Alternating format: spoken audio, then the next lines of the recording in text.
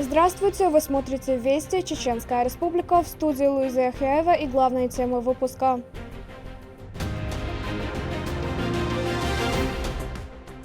На страже экологии. Мне кажется, что очень много сделано за короткий срок.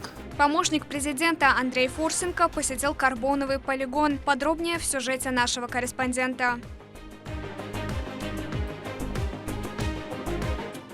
Граница на замке. Сотрудники ФСБ региона прошли очередные учения по нейтрализации проникновения противника в горной местности. Летний сезон. В регионе стартовала работа детских оздоровительных лагерей. О том, сколько ребят планируют провести свои летние каникулы там, расскажем сегодня в выпуске.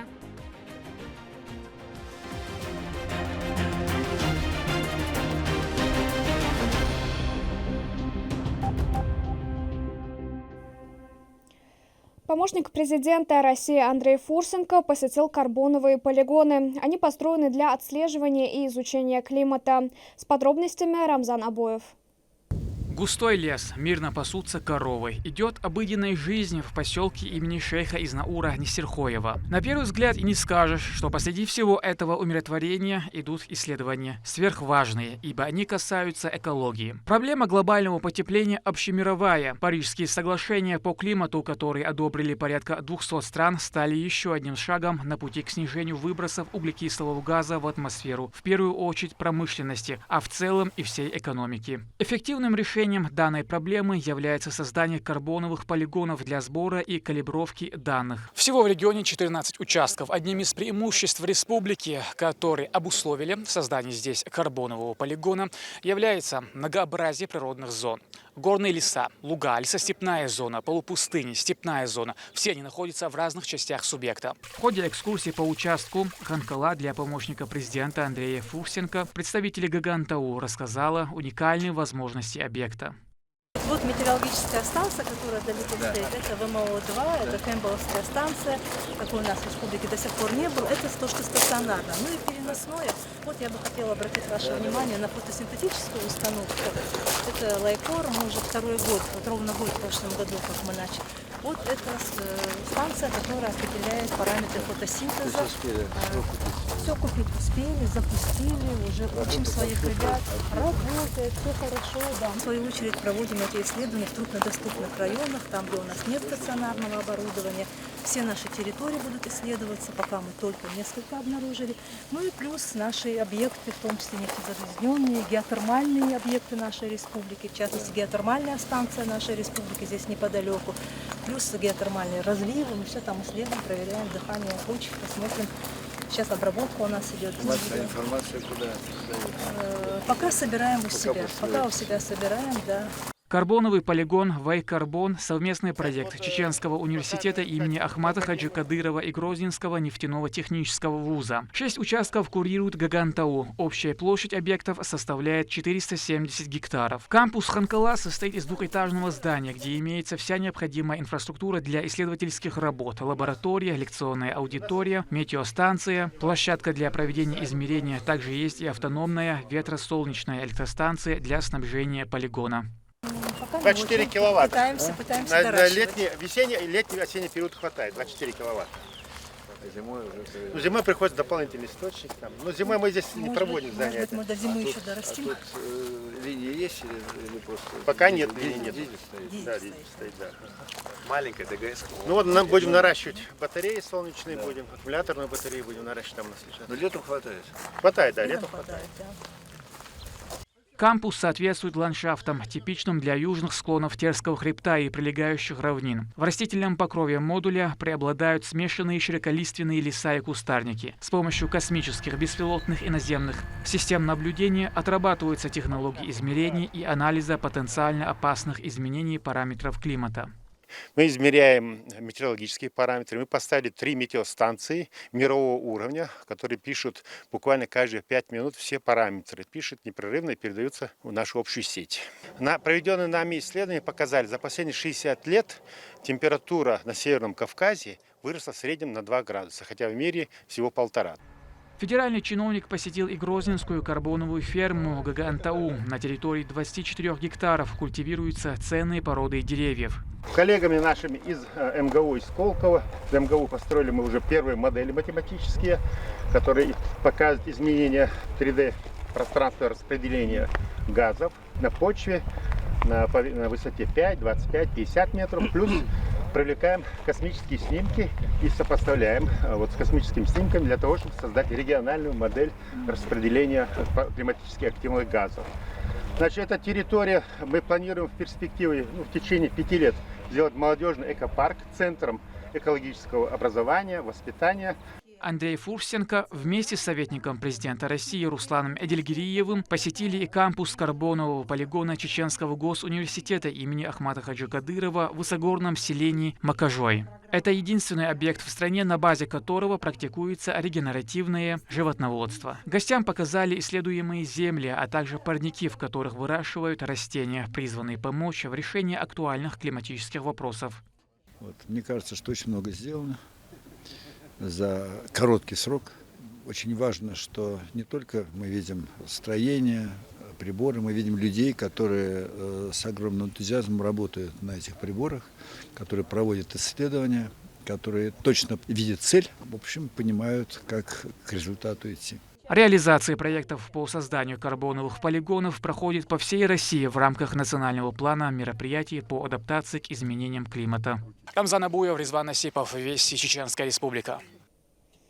Глава региона Рамзан Кадыров провел встречу с помощником президента России. Чиновники обсудили совместную деятельность и проекты, которые возможно будет реализовать в будущем. Андрей Фурсенко поблагодарил руководителя субъекта за экскурсию по Чеченской Республике и выразил гордость и восхищение тем, как удалось восстановить регион из руин, а также его стремительным развитием в различных направлениях.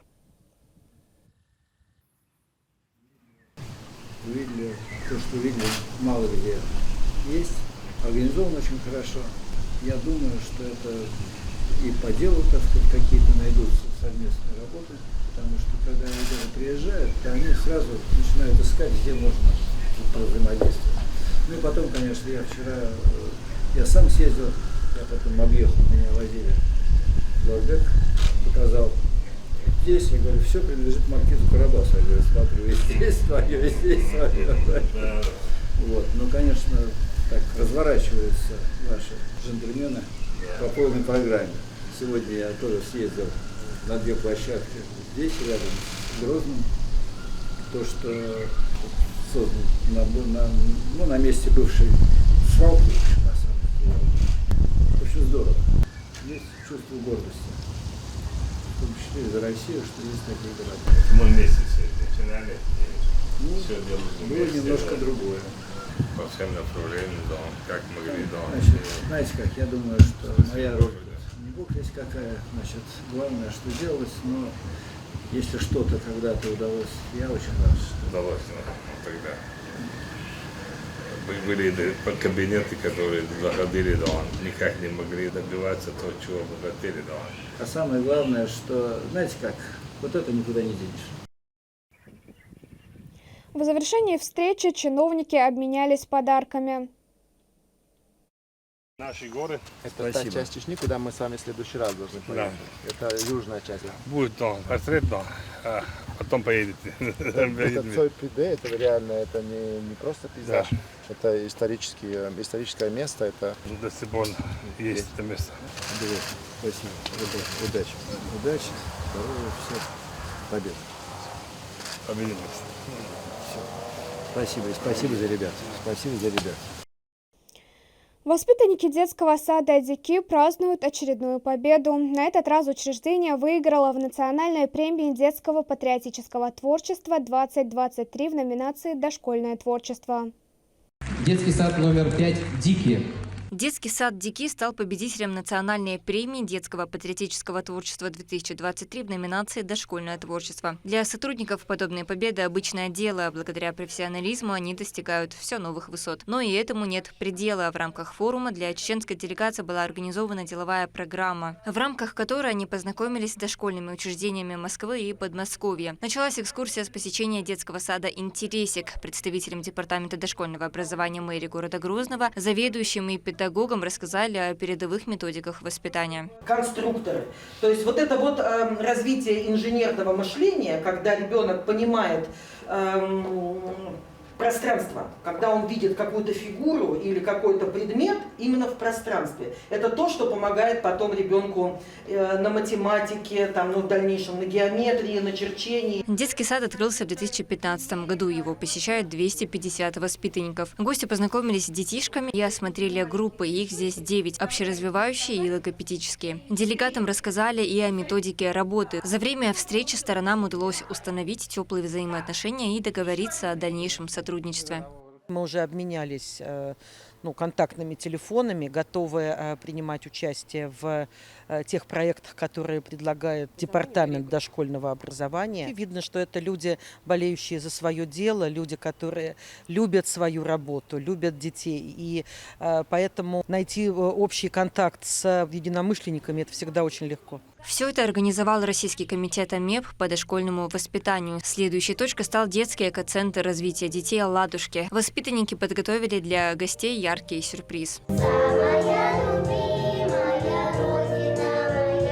В ходе экскурсии гости познакомились с богатой историей учреждения. Оно функционирует с 1935 года. Огромное здание в 4 этажа впечатлит кого угодно. Воспитатели грузинских детских садов собрали многолетний опыт московских коллег, чтобы увезти его в Грозный. Для нас провели экскурсию. Эту возможность, конечно, нам дала наш руководитель дошкольного департамента города Грозного Хадижат Рамзановна Кадырова, за что мы ей очень благодарны, что смогли сюда приехать, увидеть это все воочию, взять себе некоторые вещи на заметку. Московские работники не так давно побывали в Грозном, где также познакомились с детскими садами Чеченской Республики. Выделили для себя много важного и нужного, что будут использовать в своей работе. Все очень чисто, уютно. Ничего лишнего. Очень достойные воспитатели, культурные. Видели, как детки занимаются, да?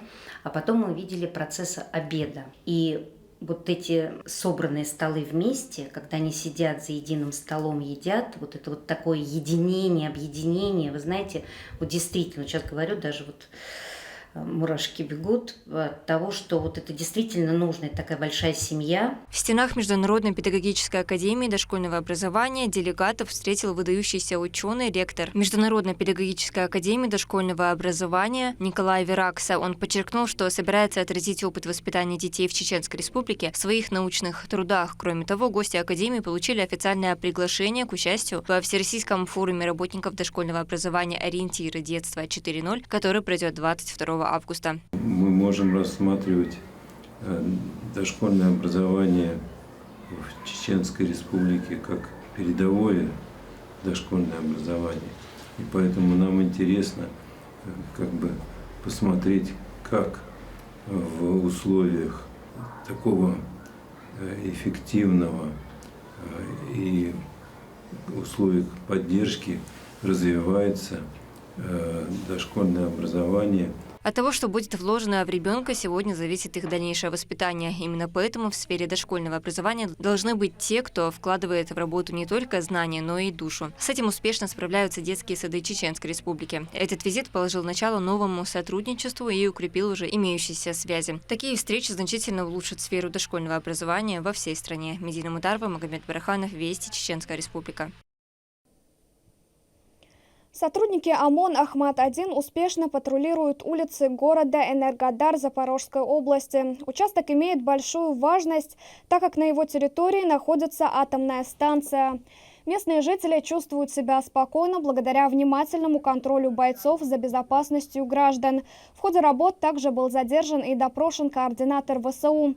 Злоумышленник является уроженцем Энергодара и передавал бандеровцам данные позиции российских военнослужащих. На страже территориальной безопасности государства стоят сотрудники ФСБ. Они провели очередные учения, в ходе которых улучшали навыки отслеживания и обезвреживания диверсионных групп. На месте побывал наш корреспондент Адам Магомедов. Сейчас мы летим на высоте около 4000 метров и направляемся в сторону самой крайней точки Горного и Туркалинского района, населения Тертиль. Путь туда занимает 40 минут, и там начнутся антитеррористические учения, рельеф оперативного штаба в Чеченской Республике, которому предстоит остановить опасных злоумышленников.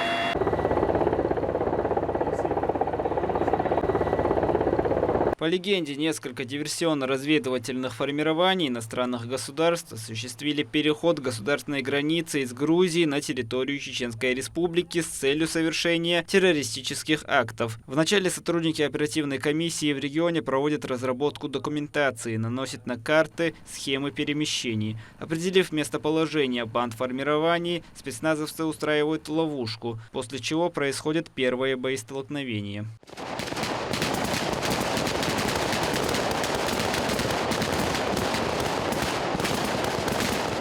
Злоумышленники ликвидированы, а некоторые члены банды были взяты в плен. Но на этом все не заканчивается. Еще 3 точки, в которых нужно устранить террористические группы. Для этого используется и бронетехника. Благодаря продуманному плану и качественному исполнению врагов удалось устранить без потерь.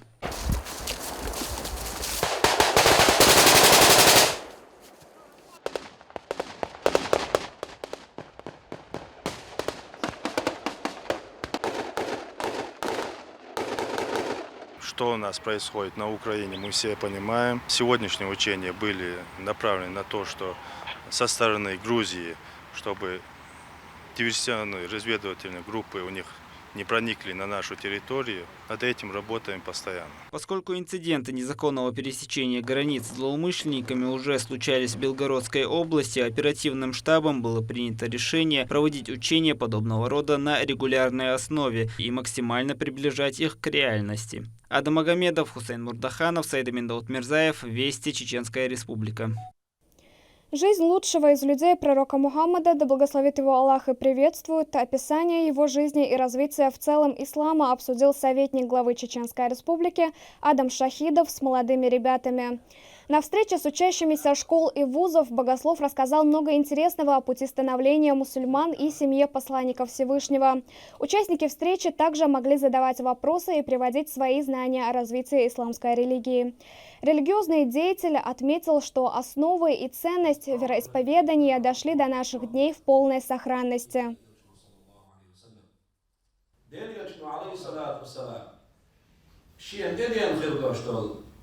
Jibril Malik aleyhisselam idiyse için iş ot bir şeyle çur hiyak çur havet Khadija da hudina ta dawtadish ta ma'alisa hiyak ta qawsam tabish iman nafsusi خلوصي نفسه ديل يرجن عليه الصلاة والسلام شاتنا اختيش زمان جوح ديل يرجن خلوصي نفسه تحني كيبر يقوسم تبين سوا ديل يرجن عليه الصلاة والسلام تحني كيبر تم ديره لا تم بيق منه تا دو قوسم هوش تا هو يوش شين جوا تا آخلو يوش إيش يوسمن جوها خصوصا خيرهم الأعلام ده مش قابع الخير. Уполномоченный по правам человека Мансур Салтаев представил депутатам доклад о деятельности ведомства в 2022 году. По его словам, наибольшее количество обращений относится к категории социальных, гражданских и экономических прав. Кроме того, в текущем году сотрудники аппарата вели ежедневную работу с гражданами по оказанию правовой и консультативной помощи, в том числе беженцам из Донбасса.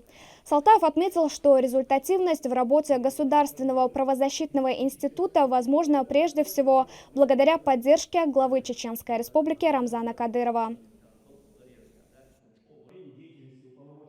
Мы должны быть всегда готовы оказать квалифицированную и своевременную помощь тем, кто нуждается в нашей поддержке.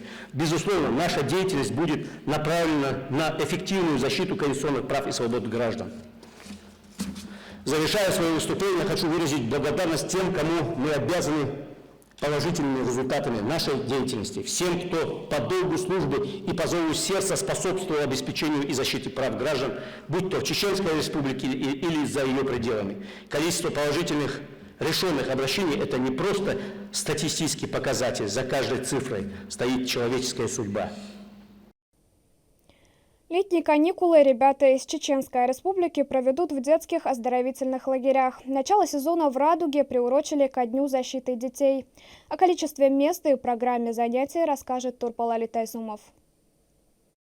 Для них все лучшее. В честь Дня защиты детей в оздоровительном комплексе «Радуга» стартовал очередной лагерный сезон. Почетные гости из администрации Шелковского района и Министерства труда, занятости и социального развития пришли поздравить их. Ребята показали танцевальные номера разных народов, проживающих на территории района. Центр социальной реабилитации и оздоровления для несовершеннолетних будет состоять из 6 смен, общей вместимостью 300 мест. Летний кинозал, различные спортплощадки – все это лагерь предоставляет детям под чутким контролем вожатых. Аналогичные места для отдыха и оздоровления открываются и в других районах региона. В республике действует на сегодняшний день 4 лагеря с общей мощностью около 2000 детей за смену.